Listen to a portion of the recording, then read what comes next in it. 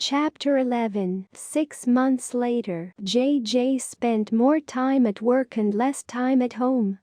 He also practically never went to church anymore. He blamed it on his busy schedule, but his mother would give him an earful. God blessed you with this job, your health, safety, apartment, girlfriend, and you can't even give him a couple hours a week. He would get not only a lecture from his mother but his pastor as well. At least his pastor was a bit gentler about it, telling him he was praying for him and how he missed him at church. JJ knew that he should be doing more for God and attending church, but in his mind, he thought he was just too busy for that.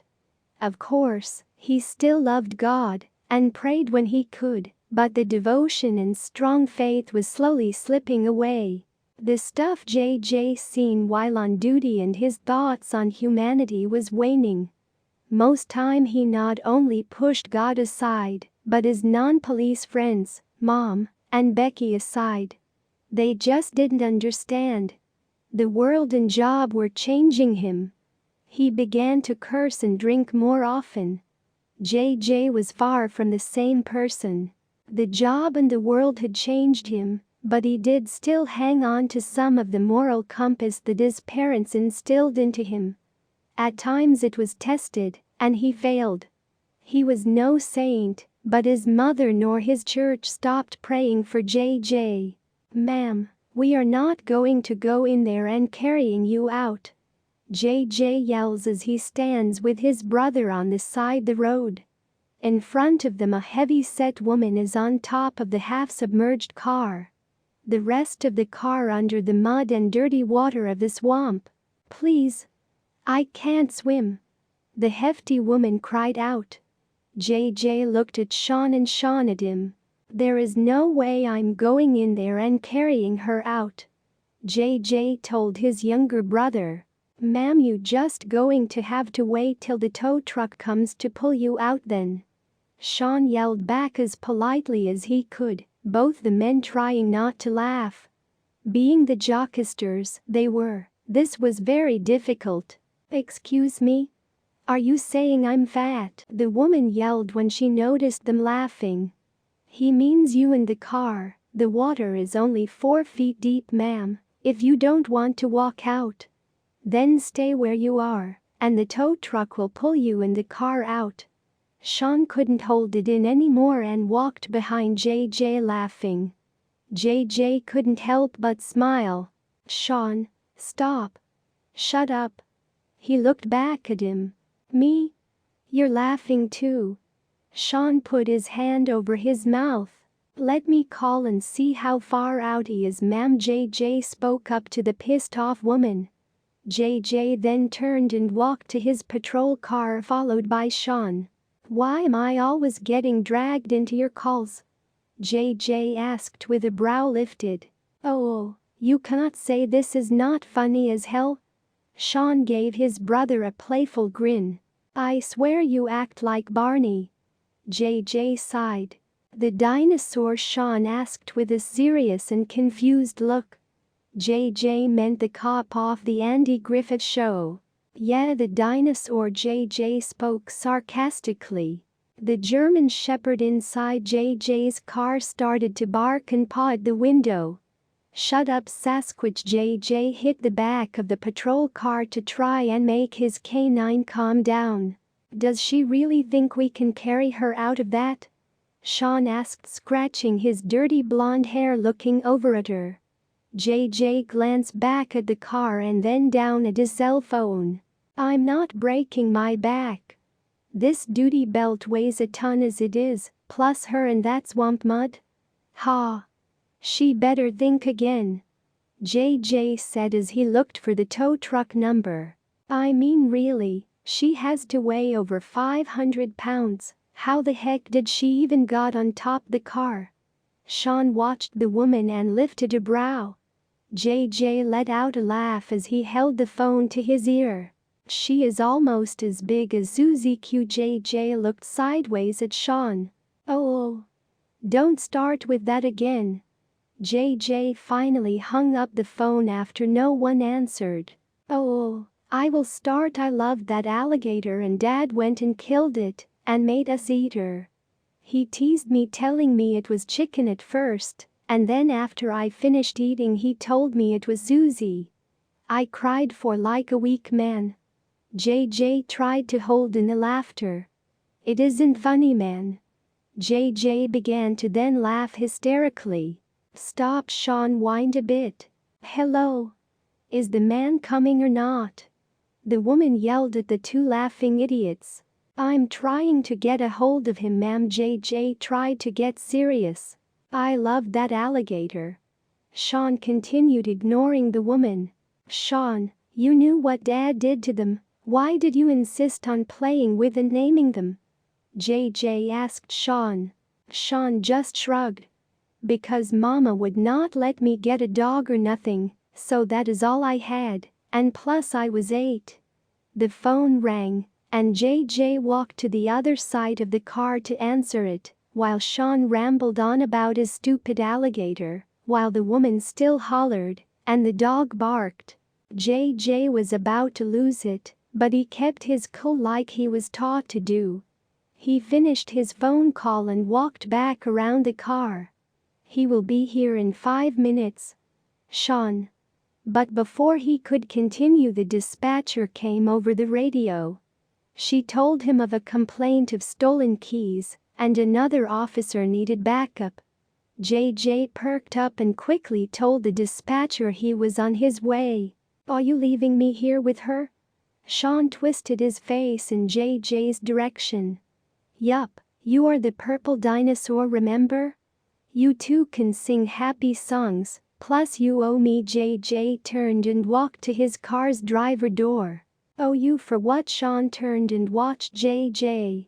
Giving Sasquatch that old pawboy, and him crapping all in the back of the car all night long. JJ opened the door and slid inside. The unit was already running, so JJ just had to put it in drive before taking off. Sean kicked the gravel a bit and looked over at the woman. She had her arms crossed with a death stare on her face. JJ drove a bit and finally reached the home where the other officer was called out to. He pulled up and parked behind the other officer's patrol car. Okay, Sass, I will be right back. He opened the door and stepped out the car. As he walked over to the other officer's car, he adjusted his duty belt a bit. JJ then tapped on the driver's side window, and the other officer hopped out. About time, Simoneaux. The other officer grinned and stepped out his car. I was with Sean. He was called out to a woman who drove off into the swamp. Oh, and let me tell you, she was not happy. She wanted us to go carry her big butt out the swamp. JJ shook his head. Ain't that where you white boys live? Out in the swamp? Jackson asked, resting his hands on his gun belt. JJ just gave him a look. Look, Jackson, I may live close to the swamp and even go hunting in there, but you ain't going to catch me carrying 2-ton Tessie out the swamp, okay? The two laughed a bit as they made their way towards the house. You just can't handle the thick ones, huh? Jackson teased some more. It isn't about handling anything, it is about physics. 400 pounds being lifted by a 150-pound male, something is going to break. I have nothing against big girls, but I ain't the Hulk. I can't lift that, especially wearing gear and in the swamp mud. I would be a stick in the mud for sure. The two stopped at the steps and looked around a bit. The suspect is supposed to be inside, Jackson said, getting serious now. JJ nodded. All right, I will cover the side door while you go in the front. The two nod in agreement and JJ turns to walk to the side of the house. Jackson peeks in through the screen door and sees an old woman in a robe standing in the kitchen. JJ walks to the back side of the house and checks around a bit. Everything looked normal and nothing was out of the ordinary. That was until he heard Jackson yelling. JJ ran back around the house as fast as he could, His adrenaline was pumping in overdrive as he rounded the corner. He slid to a stop and watched as the elderly lady held a knife out, swinging it at Jackson. Jackson had his gun drawn and aimed as he yelled at the old woman to drop the knife. JJ drew his gun and started yelling at the woman as well. The woman still swung it as her robe came untied. JJ really didn't want to have to shoot this old woman, but she was a danger to not only him but his fellow officer. It was one of those situations his instructor told him about in the academy. Those decisions he would have to make quick in the heat of the moment. A decision he would have to stick to and defend. JJ looked over at Jackson, who was still focused on the grandmother. If he was afraid, which most likely he was, he didn't show it. His face was straight as if made of stone. JJ swallowed hard and eased his finger on the trigger, but stopped when a younger female came out the house. "Please don't shoot," she screamed. "Don't shoot my grandma." She ran towards the old woman. "Mama, stop," she screamed and tackled her grandmother. JJ and Jackson watched as the granddaughter fought to get the knife away. Jackson put his gun away and went on the side of the two. JJ lowered his gun but kept it out, just in case the granddaughter couldn't get a hold of the knife. The two fought a bit longer, and finally the knife fell from the old woman's hand. Quickly Jackson kicked the knife away while he grabbed his cuffs and cuffed the old woman's wrist. The grandmother was screaming like a banshee as the cuff tightened on her wrists. The granddaughter watched the knife as it skidded across the grass and landed in front of JJ's feet. JJ looked down at it for a moment as a shiver went down his back. What if that knife would have gone in him or his fellow officer? What if he had to shoot this old woman for attacking them? A lot could have gone south with this call, but thankfully it did not. Jackson finally got the woman's other hand cuffed and picked her up. JJ holstered his gun and walked in front of Jackson as they headed over to his patrol car. He held the door open and watched the granddaughter stand there watching them. Jackson put the woman in the back of his car, and Johnny closed the door. "You are bringing her to jail?" the granddaughter asked, still out of breath. "She came at us with a knife, ma'am. That is aggravated assault on an officer," Jackson replied. "She has mental issues." The granddaughter whimpered a bit.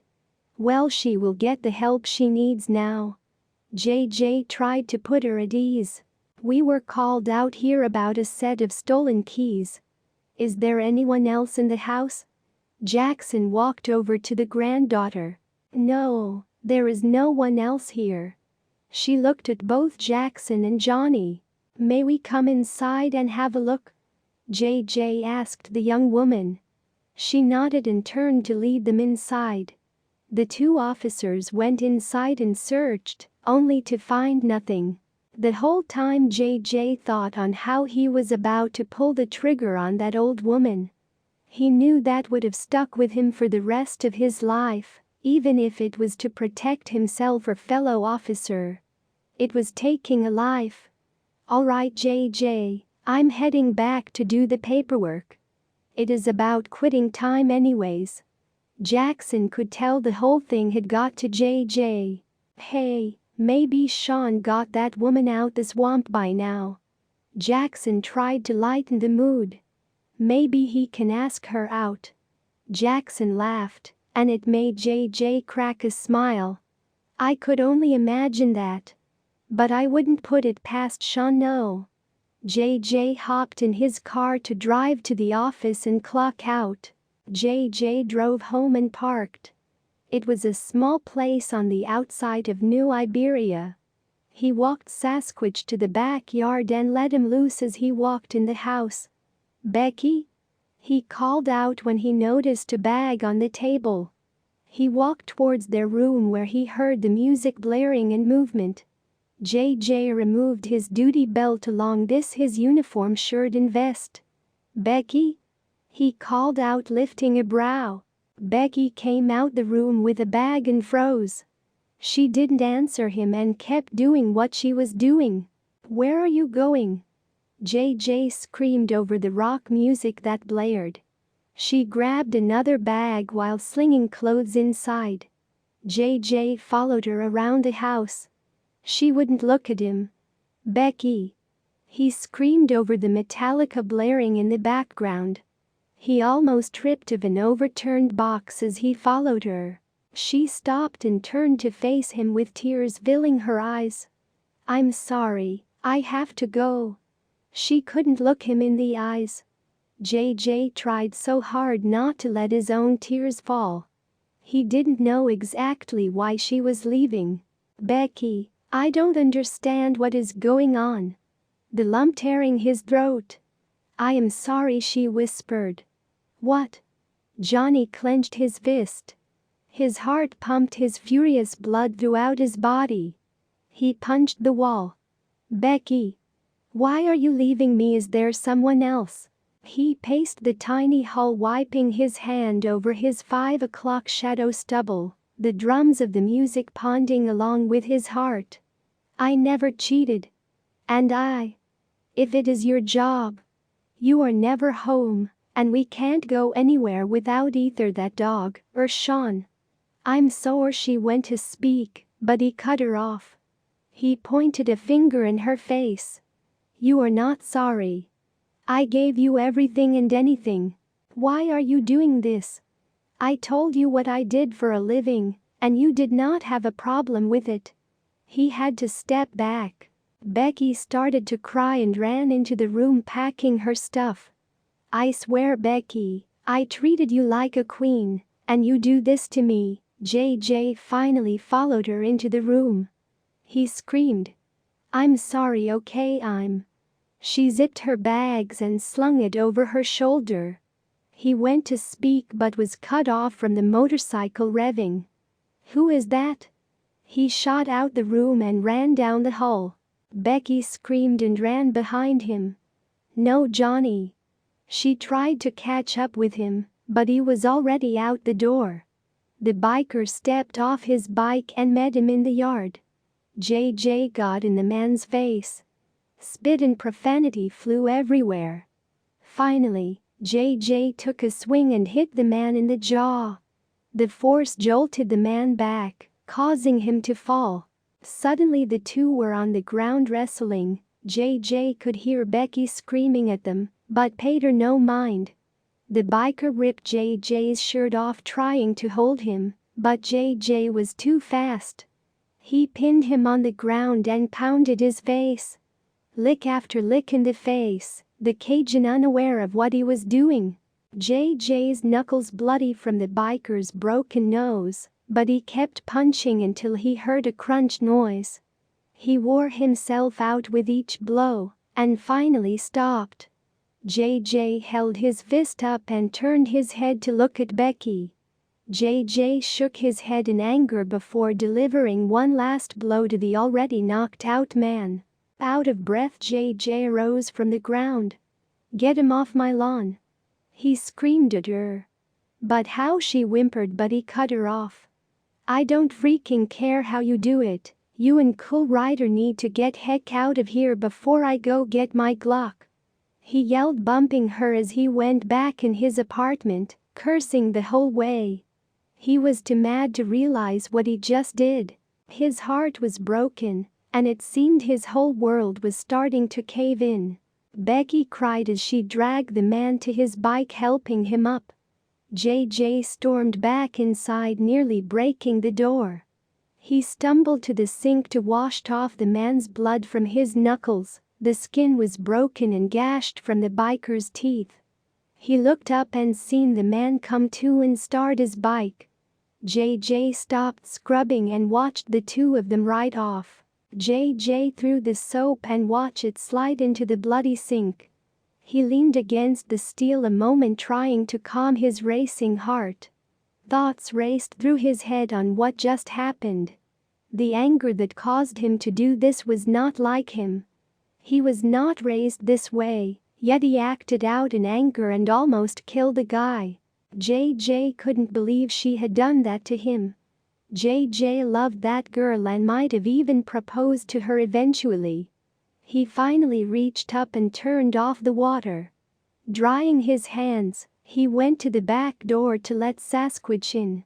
The dog could sense he was upset and followed his master to the couch. JJ plopped down on the couch and sulked a bit. He was tired from a long night of work, stressed, and hurt over this situation. The only good thing was he was off the next 2 days, and those 2 days were going to be rough. The music still thumped from the bedroom as the dog laid his head in JJ's lap. It was a hard job. Not only did he get stress at work, but at home as well. The job was stressful and the first year was the roughest, trying to adjust to the lifestyle. A lot of men and women couldn't even make it out the academy, but if you did, the job was non-stop. Even on your days off you were technically working. No real rest for the peacekeepers. It put a strain on your family and relationships, and most did not last long. JJ had a calling though, like most in the career. He loved what he did and enjoyed helping others. It was very hard to explain to someone who did not work in the field. JJ would have to return the ring when he could and dreaded telling his mother about the whole thing. She already didn't like the fact they lived together. Him and Becky had met when JJ was straight out of the academy, and he was going to propose to her soon, but she had other plans. Kennel Sasquatch. The dog hopped up and walked over to his kennel. He slipped inside and lay down. JJ closed the kennel and shuffled to his bedroom. He walked in defeated after a hell of a night and a hell of an early morning. His head hit the pillow and he soon passed out. Chapter 12. Mexico. Marina's part of the family business was flourishing. Many of the cartels in Mexico began to fall, and the Alvarez's business took over.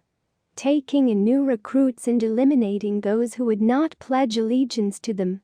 Kevin O'Neill, the CIA agent and liaison to the Alvarez cartel, promises were coming to pass. The plans set in motion were going smoothly, and everything looked great for Marina's future. Marina pulled out the small shopping center and onto the bustling street. The car she was driving looked new. Almond leather seats, Bluetooth and GPS media screen, which her bodyguard was playing with.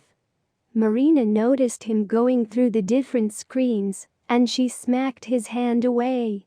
She pressed Fernando's name, and the car proceeded to dial his number. The two had took their relationship to the next level. Fernando was the only crazy one brave enough to date her. Marina admired that about him, while others cowered around her. He cracked jokes. Marina's father didn't care who she dated, slept with, or hung around. He trusted his daughter, knowing he taught her well. That when it came down to it, the family and business came first. Fernando, I am enjoying this new ride you acquired for me, she spoke with a smile on the face. Acquired? He spoke with a questionable tone. Marina rolled her eyes and let out an annoyed sound. Got the car you got me, she said roughly. Oh, yeah, come on Marina, just use simple terms. I don't know all that fancy talk.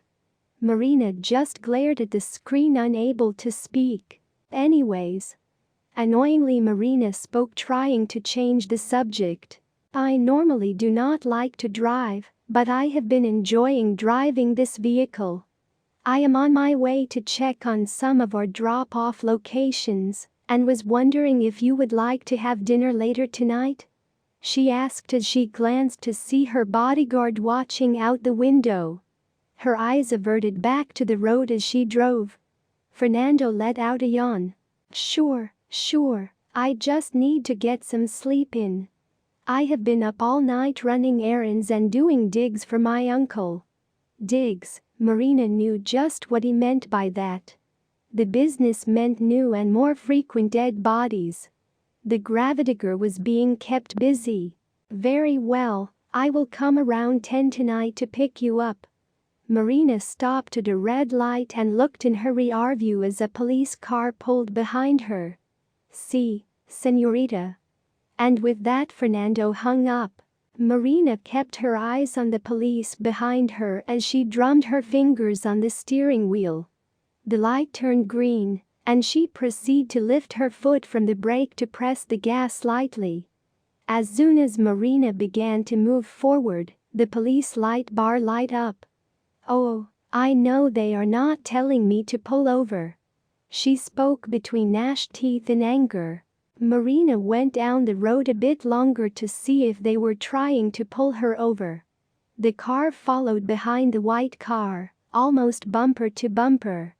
Marina pulled off the main street and down an alleyway. Her bodyguard was on high alert and was reaching for his gun. Marina used one of her hands to motion him to stop. "No. I want to see what they want. They might be one of ours." Some of the cops in this area was on the Alvarez payroll, so Marina figured it was one of her paid police informants, asking to speak with her, low-key like. Marian put the car in park and waited. Marina gazed out the side mirror and watched as the single police officer stepped out of his squad car. The older male made his way towards the driver's side slowly. He spoke in the native Spanish tongue and asked Marina to roll down her window. Marina compiled and let the automatic window roll down slowly. Her face was like stone as she glared at the police officer. He asked for her license and vehicle information. Marina sat still and didn't move an inch. "What is this about?" she demanded in a stern voice. The police officer insisted on the documents with his hand out, while his other slowly moved to his old revolver on his hip. Marina knew the man was not one of her men. She kept her eyes on the officer as her other hand slowly reached out to her bodyguard, signaling him to retrieve the documents for her. He opened the glove box as well as her purse and handed her what she needed. Marina shoved it rudely into the police officer's hand. The police officer went back to his car for a good 5 minutes, but with the anticipation, to Marina, it felt like an hour. The elderly officer came back and motioned her to step out the car. Her slender brows lifted in surprise and with a disgusted look. "Excuse me? I am not getting out until you tell me what is going on," she demanded. The police officer let out an annoyed sigh. "This car is reported stolen, and I am taking you into the station, both of you." Anger flared up inside of Marina like boiling steam. She reached for her gun beside her seat, and with one fluid motion stuck it out and shot the officer in the head. Her temper was a vice which often got her in trouble. Not only was she in a stolen car, but she just killed a police officer in broad daylight. The bodyguard let out a few surprised curse words as he watched the man fall to the ground. "Call Nathaniel to pick me up and tell him to bring a can of gas." Marina barked her orders as she holstered the gun and opened the door to step out.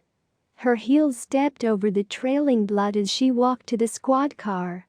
She reached in and turned the lights off, as well as looked around to see if anyone noticed what she did. The street and alley were clear, and Marina snapped for her bodyguard to move and stuff the body inside the squad car. The male hopped to his commands quickly. "When you are done, take both cars and dump them in the river." Marina walked back the stolen car and retrieved her purse and gun. The bodyguard hopped to his commands as he sat in the cop car and drove it away. He knew better to ask questions, or he would end up like this poor fellow in the seat beside him. Marina watched him back out onto the street. She leaned against the trunk of the white car and waited impatiently for Nathaniel to arrive. 10 minutes later Nate drove up and parked behind Marina. She walked over and quickly hopped into his vehicle. The twisted face of anger told Nate she was not in a very good mood. "What happened?" he asked as she put the car in reverse and backed out slowly. "Take me to Fernando's house," was all she uttered. Nate put the car in drive and glanced over at her, waiting for her to answer his question. He made an annoyed sigh when he realized by the silence she wasn't going to answer him. Nate proceeded to drive down the road towards the Gravidigger's house. "What did you need the gas for?" he asked, only to be answered with more silence. He didn't push the matter, instead his own face matched Marina's in annoyance. He hated Marina's bratty attitude, but more than that he hated when she would go into her little rants. Nate just bit the bullet and drove her to her boyfriend's house. Nate pulled up at Fernando's small house in the desert. The next house was miles out, and that was how the Gravidigger enjoyed it. Marina unbuckled her seatbelt and reached in the back seat to grab the gas can. Nate wanted to bombard her with questions, but he knew they would just go ignored and unanswered. Marina quickly exited the SUV and briskly trotted towards Fernando's front door. Nathaniel let out a few choice words escape his lips as he let his hand rest on the door. He had no idea what that crazy woman was cooking up, but he wanted no part in it. Most of her employees would follow her in like a puppy dog, but Nate wasn't like most of her guys.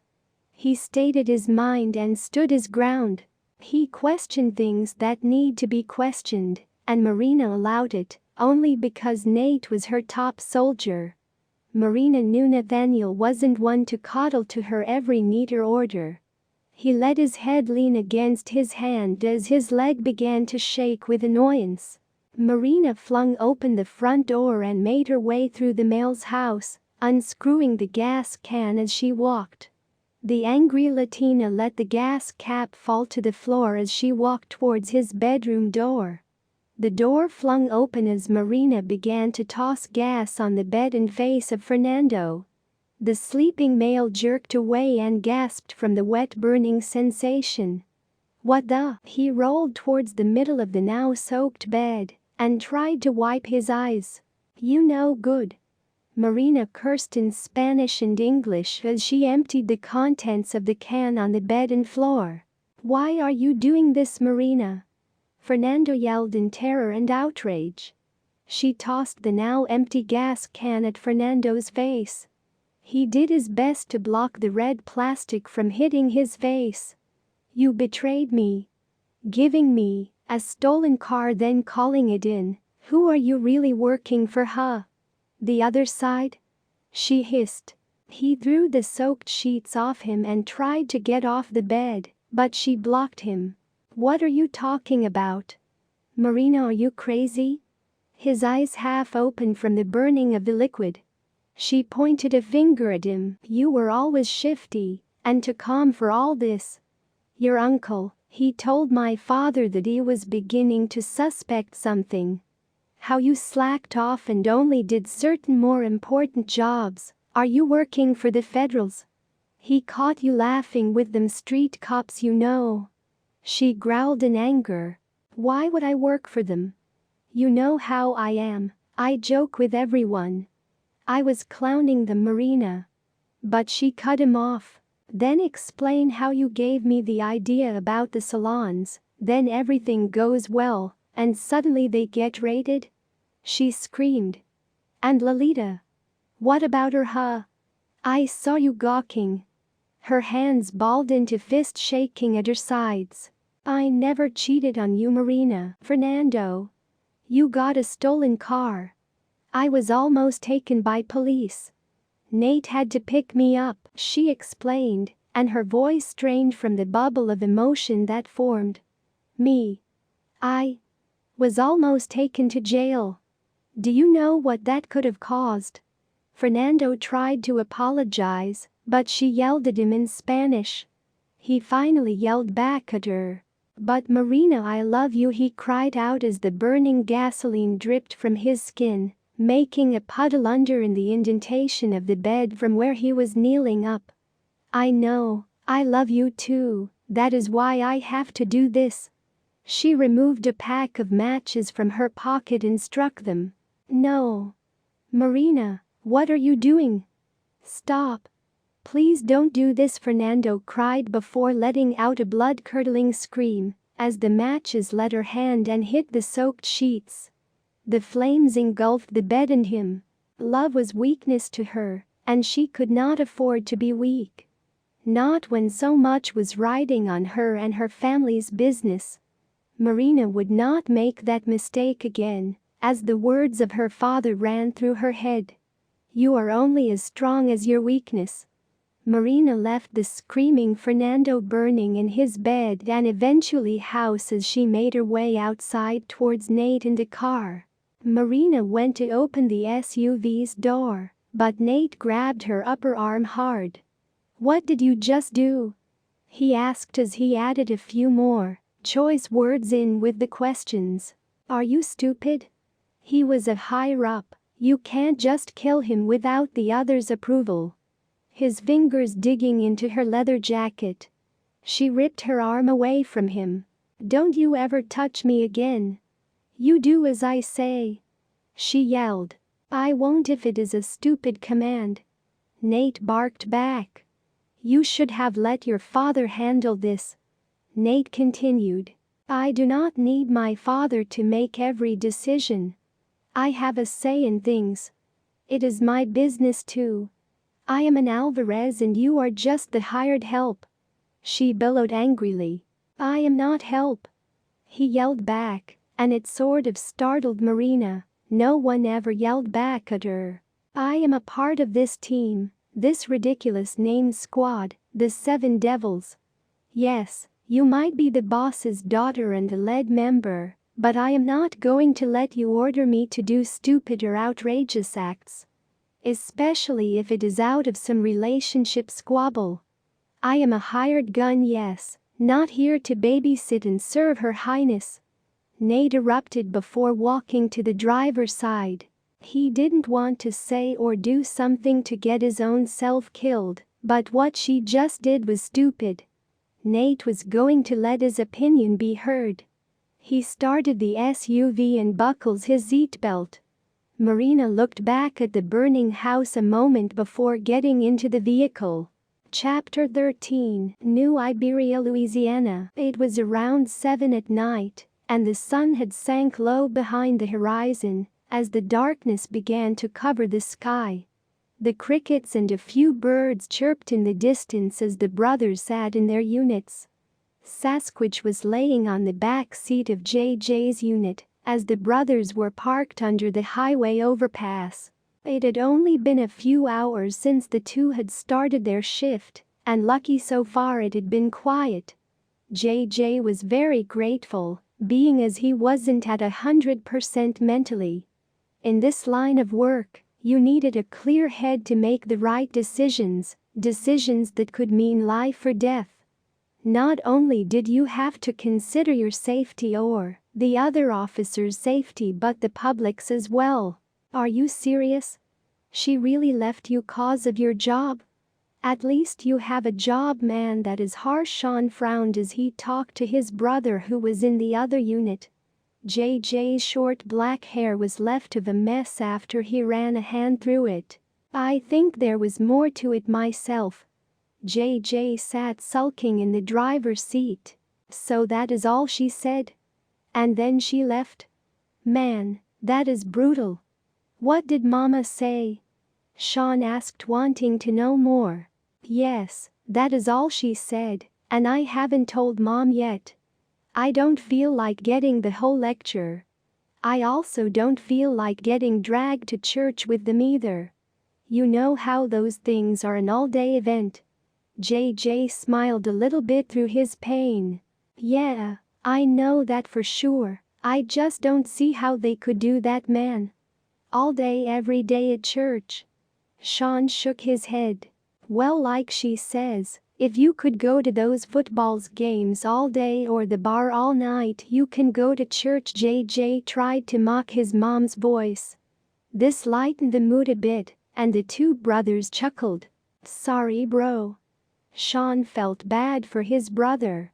The two were close and JJ was always there for him.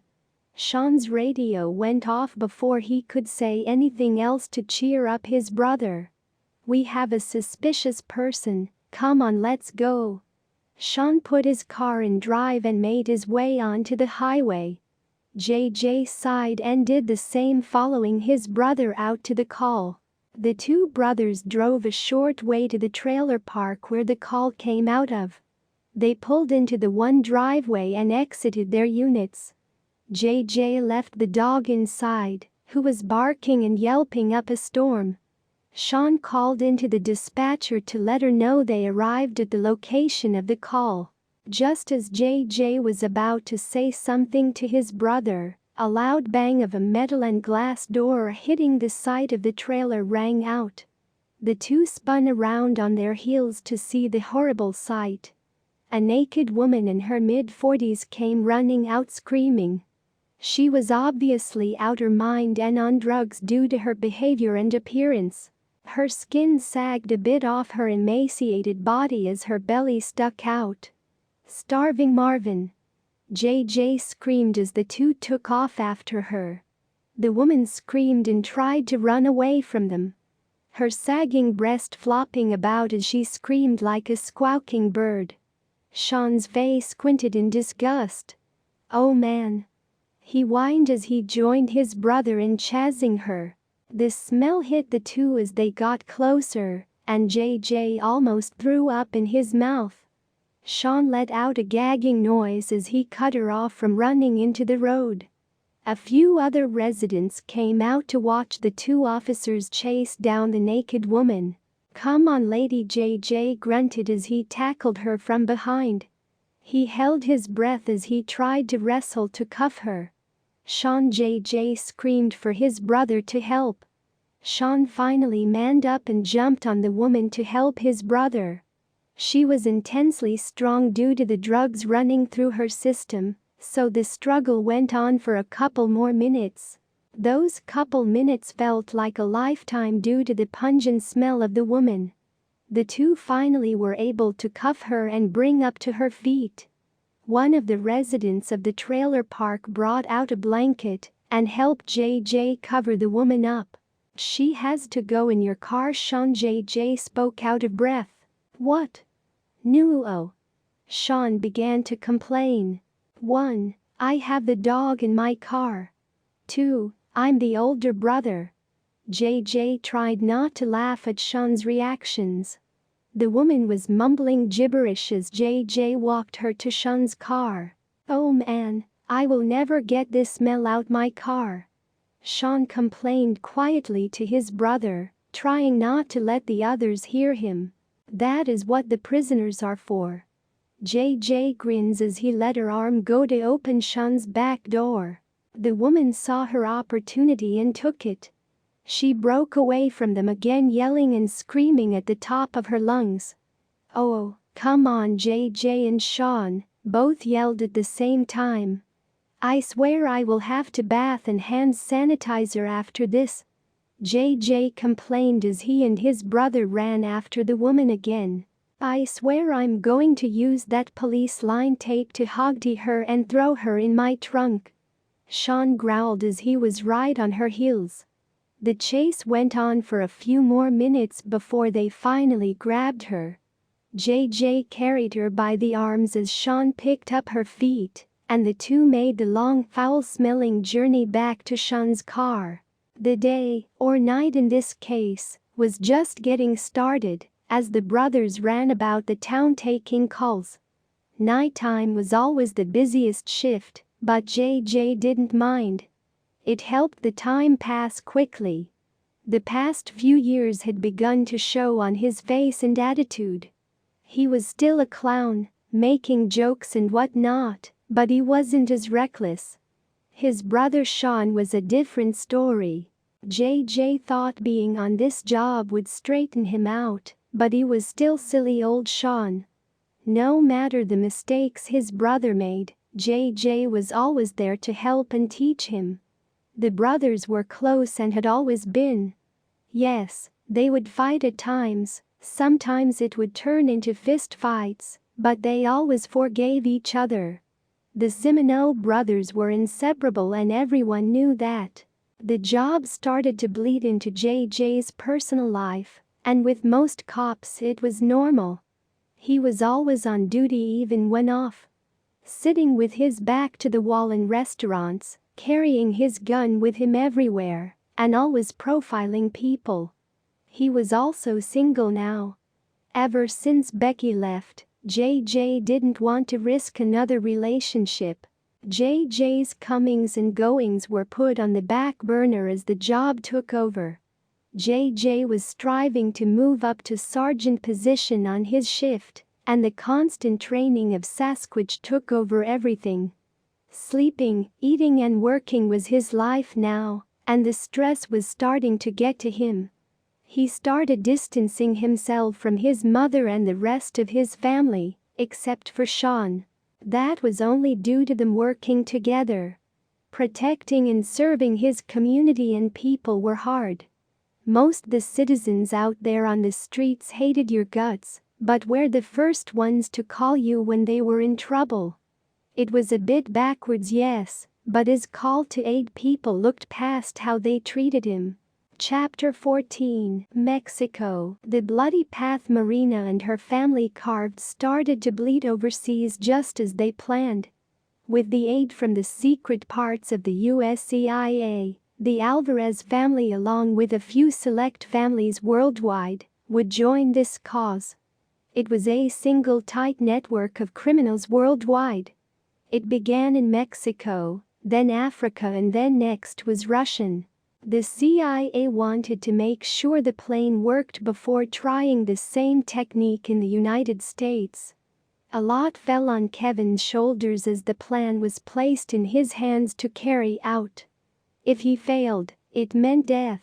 Derek, the Irishman from the IRA, and Coho, the African rebel, were sent back to Africa to look over the trade in guns, as well as the gathering of Coho's army. They were the newest recruits for Marina's group. The idea was the same in Mexico.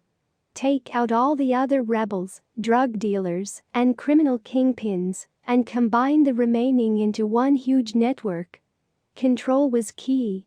Vespa, the daughter to Vladimir's second-in-command, joined the group of devils.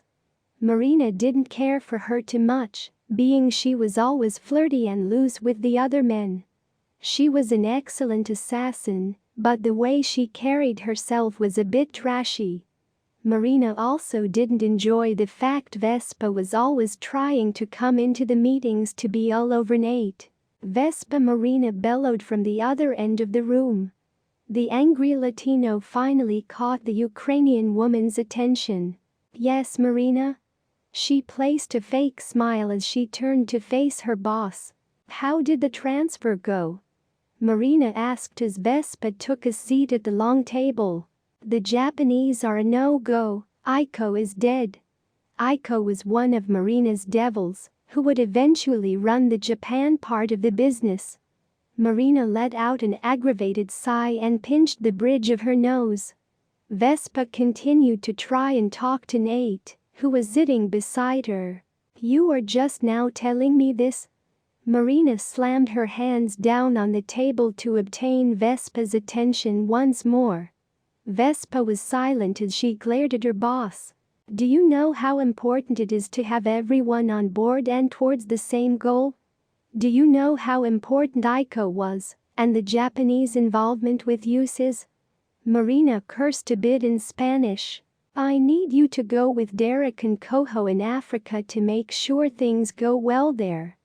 I normally like to spread my devils out, but since I cannot count on you to do your job, I will have Derek and Coho to keep an eye on you."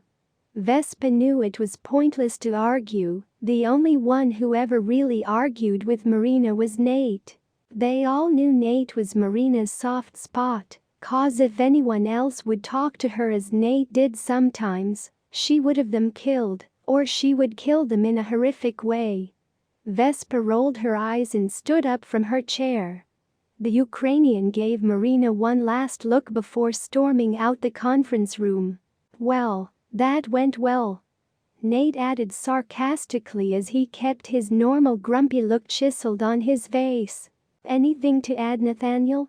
Marian hissed, crossing her arms. "No, not that I can think of." Marina ignored Nate's facial expressions as she turned to continue the weekly meeting. She knew Kevin was not going to be happy about this, but she didn't care about his opinions. It was her father's that really mattered to Marina. She already knew exactly what he would tell her. He would say she was spreading herself thin and also biting off more that she could chew. Maria needed to focus on Mexico with the help of her father and Africa. She didn't really need to worry about Ukraine now. Vladimir and his rebel group were keeping things lively there. Slow and steady won the race, and Rome was not built in a day. It would take time to spread out and to funnel everything into one major criminal organization. Marina could not let her ego, nor her constant need to prove herself worthy of the job, consume her. This was a giant step to build her family's empire, and it rested on her shoulders. Chapter 15, 2004. New Iberia, Louisiana. "I bet you I can make the next light before you." Sean wiggled his eyebrows over at JJ in the next patrol car. JJ just smiled and shook his head. "Sean, no." JJ watched the red light as Sean revved up the engine. "Stop, remember the last time we did that?" Johnny warned.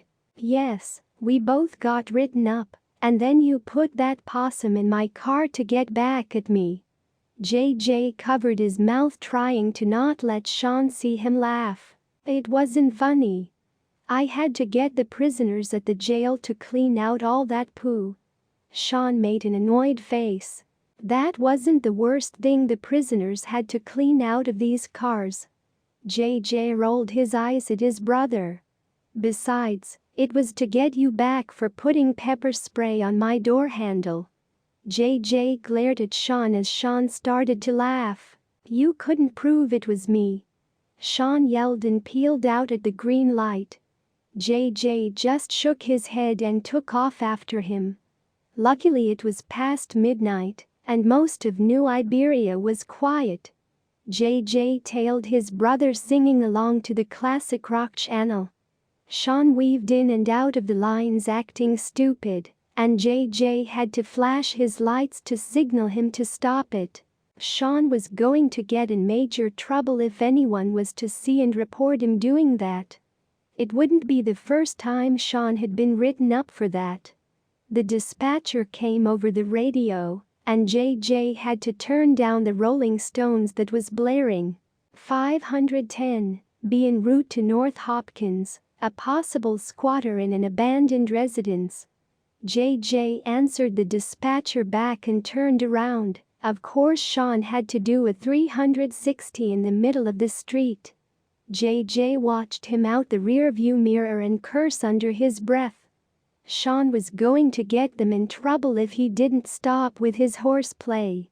The Simoneaux brothers then made their way to the abandoned house call. The brothers pulled up to the abandoned house and stepped out their patrol cars.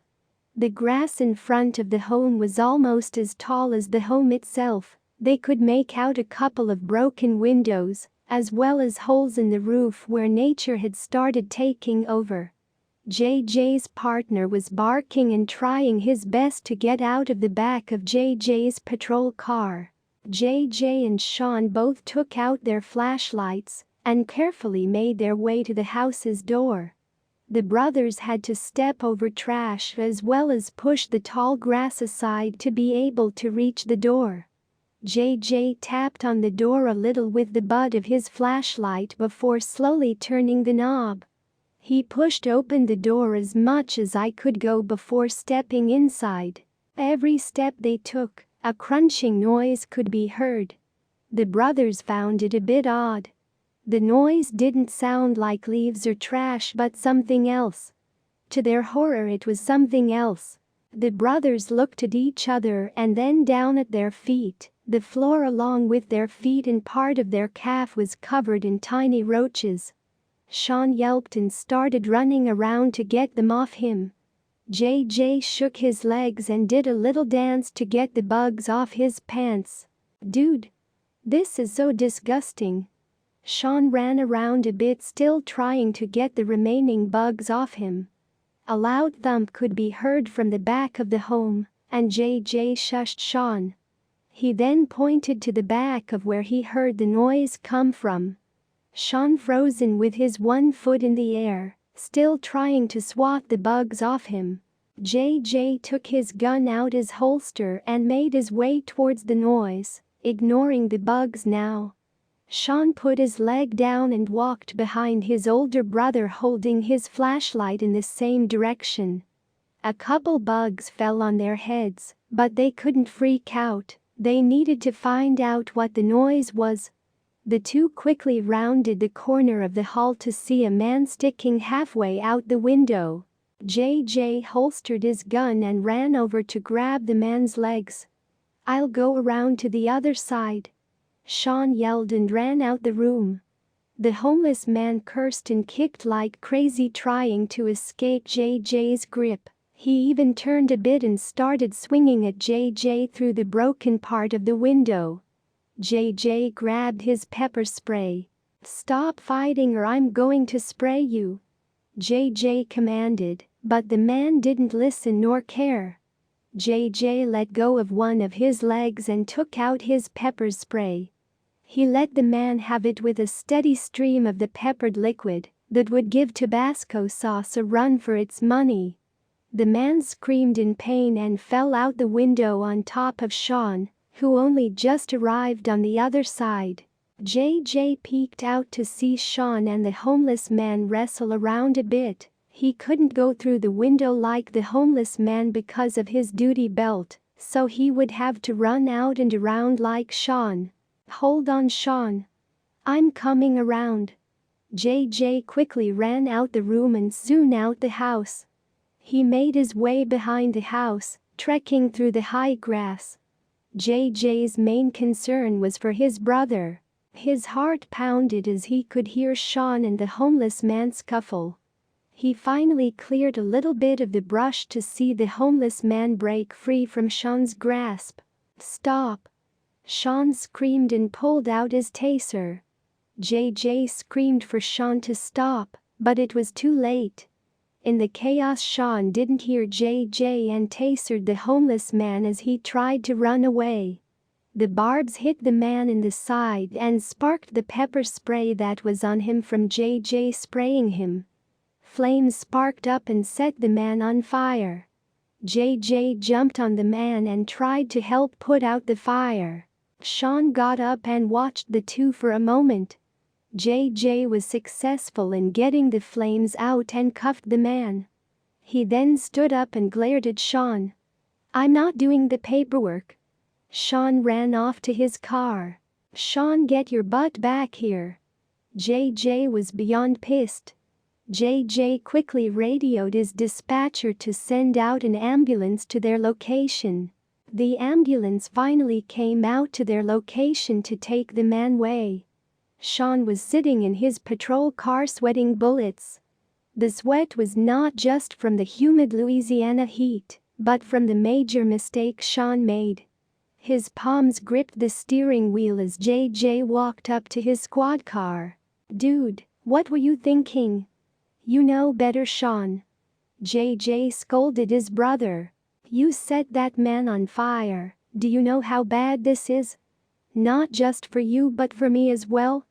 Sean cut his brother off before he could continue. "I know, okay, I am always screwing up. The only reason I am still here is to be closer to you, JJ." Sean almost sobbed. JJ sighed as he looked at the other paramedics and police on the scene. "You know that isn't true." JJ tried to defend himself. "No, it is true. Mama and Grandma never see you. You never come around anymore. We don't go fishing anymore, And heck, you don't even go to church or even go to mom's house for supper. We are all worried about you, JJ. Is it because of Becky?" Sean looked up at his brother with sad eyes. "No." JJ crossed his arms and avoided eye contact. "Well, ever since that breakup, you changed. And this job, I think it is getting to you, man. The job isn't supposed to change you. You are supposed to change and help others, not to become distant." And Sean wasn't good with words. He could only remember how his mother would put it in fussing about never seeing JJ. "I know that, Sean, but the job does change you, okay?